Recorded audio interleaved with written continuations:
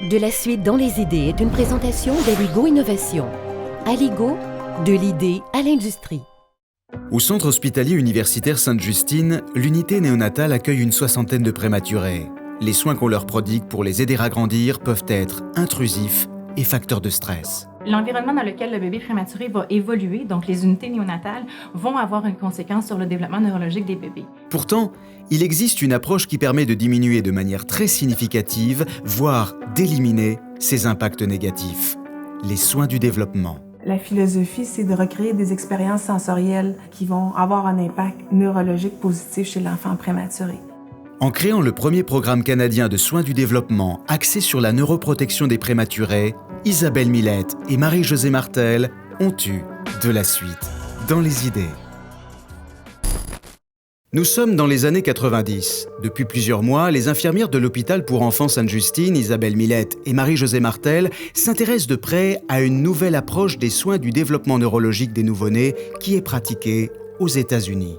On sait que la philosophie des soins du développement a un aspect protecteur au niveau neurodéveloppemental parce qu'on sait que les bébés prématurés ont des conséquences neurodéveloppementales à long terme, mais par contre, l'environnement dans lequel les bébés vont évoluer, ça aussi, ça a des conséquences. Dans la période que l'enfant est à l'unité néonatale, c'est la période du plus gros boom neurologique que l'humain connaît dans sa vie. Le cerveau quadruple en grosseur, les connexions nerveuses s'installent, il y a plein de processus qui sont en branle finalement. La solution consiste à apporter aux prématurés des soins de neuroprotection pour les préserver des impacts néfastes de l'environnement extérieur.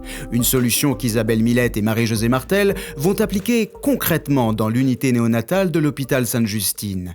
Ces soins du développement reposent en fait sur des expériences sensorielles, des méthodes qui permettent aux enfants prématurés de ressentir un véritable bien-être alors qu'ils se trouvent dans un environnement hostile. C'est le cas notamment de la méthode dite kangourou. Dans la mesure du possible, on recrée l'environnement intra-utérin.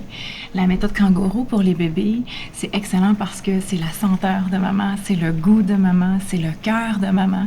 Donc, ça rappelle beaucoup ce qui se passait intra-utérin. Cette solution, Isabelle Millette et Marie-Josée Martel vont rapidement convaincre le personnel médical de l'adopter et mesurer les effets bénéfiques aussi bien sur les nourrissons que sur leurs parents. Ça permet aussi aux parents de pouvoir se réapproprier leur enfant. Et donc, ça implique maman et papa dans des compétences parentales qui seraient normalement développées à la maison avec un bébé à terre, mais qui sont difficiles à faire en unité néonatale. Accrédité par Santé Canada, le programme de formation en soins du développement a depuis son implantation bonifié les pratiques de tous les intervenants concernés. Un programme qui s'étend désormais à d'autres unités de néonatologie à travers le Québec. On s'est promené à travers le Québec pour former plus de 2000 intervenants professionnels de la santé, finalement. Isabelle Millette et Marie-Josée Martel ont récemment implanté le premier système de formation à distance dans le domaine, et les lignes directrices de leur programme sont déjà reconnues sur le plan international. L'objectif de nos deux chercheuses reste d'uniformiser ces pratiques à tous les établissements concernés du pays, mais aussi au-delà de nos frontières. En attendant, pour les 6000 prématurés que compte le Québec chaque année, l'innovation d'Isabelle et de Marie-Josée peut sans nul doute offrir la perspective de fermer définitivement la porte au stress de la naissance avant terme. De la suite dans les idées vous a été présentée par la Fondation canadienne pour l'innovation, la recherche au service des collectivités.